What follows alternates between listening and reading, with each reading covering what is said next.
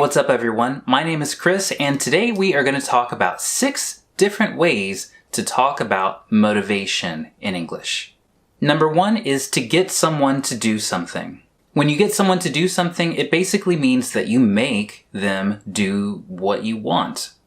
You could be asking them to do something, or you could be manipulating them to do something. You could be blackmailing them or bribing them or something like that.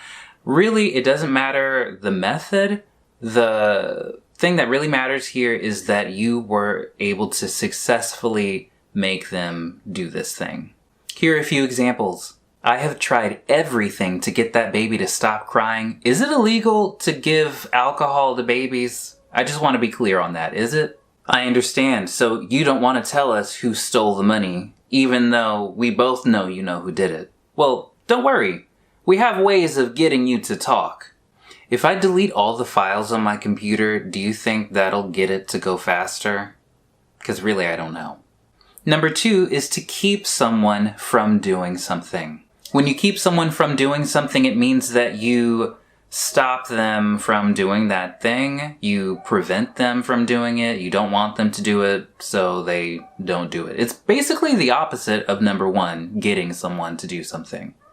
I tend to eat a lot of garlic to keep the mosquitoes from biting me, but as an added bonus, it keeps people from talking to me because I guess the smell is too strong. Whatever, it's a bonus. Okay, I'll come over, but you have to promise to keep Uncle Ben from talking about politics. I'm sick of hearing about his QAnon theories. I tried to keep myself from eating too much by using smaller portion sizes, but it just caused me to eat a lot of those smaller portion sizes. So, do you have any other ideas? Number 3 is to be or to get into something. As you probably already know, we use the word be when we're talking about just one state, but we use the word get to talk about going from one state to another one. When you are into something or when you get into something, it means that you are or you become interested in that thing. Here's some examples. I've been trying for the past year, but I don't know if I'll ever be able to get into this TikTok stuff. I don't know, maybe I'm too old. Okay, I have to be honest, I'm not into Star Wars at all, but you have to admit, this is a cool t-shirt. I'm starting to figure out that if I really get into Russian music, it makes it a lot easier for me to understand what people are saying when I'm watching a series or listening to other Russian speakers. Didn't you say that this is the 3rd time that he's made some kind of excuse to not go on a date with you? Maybe he's just not into you. Have you thought about that? Number 4 is to trick someone into doing something. When you trick someone into doing something, it just means that you get them to do something by deceiving that person. You lied to them some kind of way, or you just weren't honest about your intentions. Here's some examples. Sometimes the best way to trick smart people into doing stuff for you is to do that thing and then wait for them to correct you and then ask them to do it again so that you can understand better since you're so stupid. You can trick people into commenting on your posts by putting a little grammar mistake in them. People are gonna come from all over the internet to correct that little mistake. Did I tell you about how she tricked me into thinking that I was going to her party when I was actually showing up to her, I don't know what you call it. She just invited everyone over and asked us to help her move her stuff.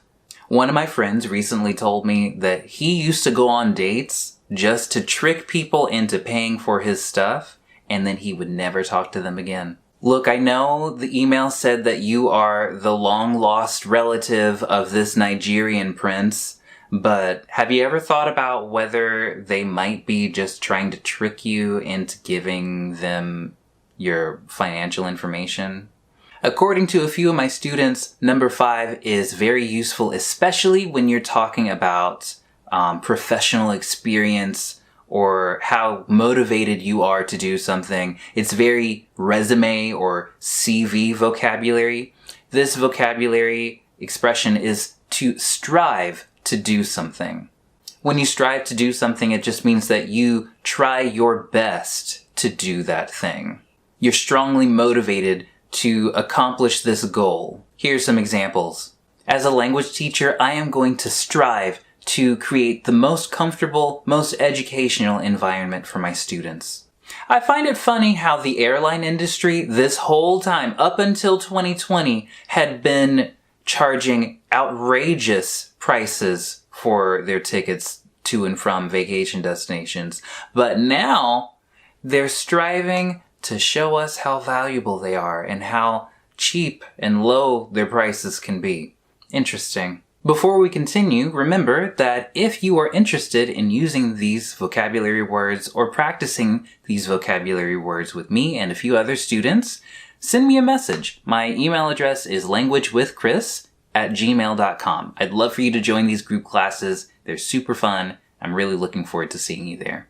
Number 6 is to guilt trip someone. When you guilt trip someone, it basically means that you make someone else feel guilty for not helping you do a thing.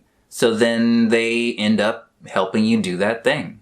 Look, I understand that this exam is very, very important for you, but you're not about to guilt trip me into helping you cheat. It's just not going to happen.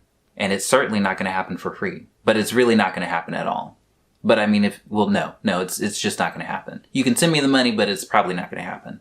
Okay, when we walk into the store, do not look those little girls in the eye. They are going to try to guilt trip you into buying their cookies and making a donation. Just pretend that they're not there. Don't look. Hey, look, I'm not trying to guilt trip you or anything, but I mean, you weren't at my party and I mean, everyone else was there. Everybody else brought gifts and I feel like you don't care about me anymore. So maybe if you sent me a small gift of a few $100s, I would feel better. All right, so what did you think? Did you already know all of these expressions? Did you know them, but then you never actually used them? Or were they just totally new for you?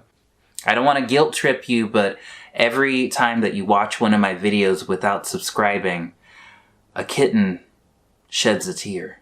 An angel loses its wings, or a dog eats a piece of chocolate. So I'm just not trying to guilt trip you, but it's the truth. All right, everybody. I'll see you next time. Bye.